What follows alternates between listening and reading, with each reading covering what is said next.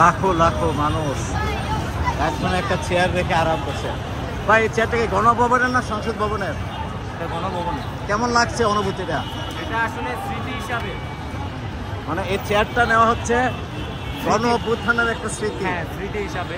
পাশেই তো চেয়ার টেবিলের কোনো অভাব নেই, কিন্তু আমরা যে আসলে এত নির্যাতনের শিকার হলাম, আমার অনেক বন্ধু মারা গেল, আমি নিজের আবার বুলেট খাইলাম, পুলিশের নির্যাতনের শিকার হইলাম।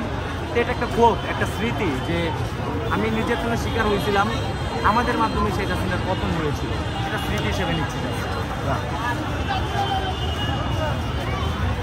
উনি ওনার বক্তব্যটি বললেন স্মৃতি হিসেবে নিয়ে যাচ্ছে। আসলে এগুলো লুটপাট বলা যাবে না, অধিকাংশ মানুষ তার স্মৃতি সংরক্ষণই নিচ্ছে। কারণ বাংলাদেশের মানুষের একটাই আকাঙ্ক্ষা ছিল তাকে ক্ষমতা থেকে সরানো।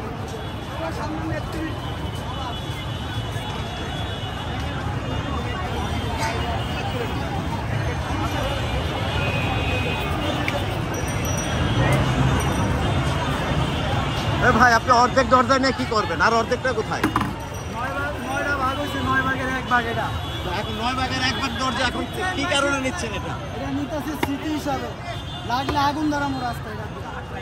আগুন ধরানো আমার বন্ধুর পায়ে গুলি করছে, আমার বন্ধুর পায়ে গুলি করছে, তার প্রতিশোধ নিব। আপনারা শুনলেন সকালবেলা ওইটা নিউজটা শোনার পরে এত খুশি হয়েছি দেখে, ঠিক আছে লিটারলি আমি কাঁদতেছিলাম।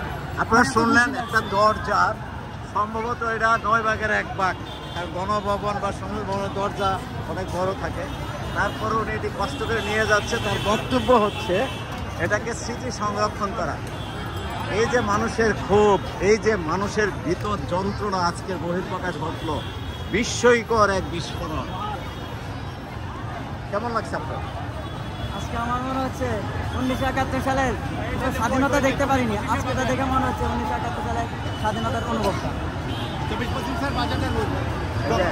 প্রতি বছর বাজেটের একটা বই স্মৃতি হিসেবে নিয়ে আসছে সংসদ ভবনে ঢুকে। সবাই ঢুকছিল যে 24 এবং 25, এই যে এই মানুষকে নিয়ে আসছে, আসলে সবাই একটা স্মৃতি সংরক্ষণ করছে।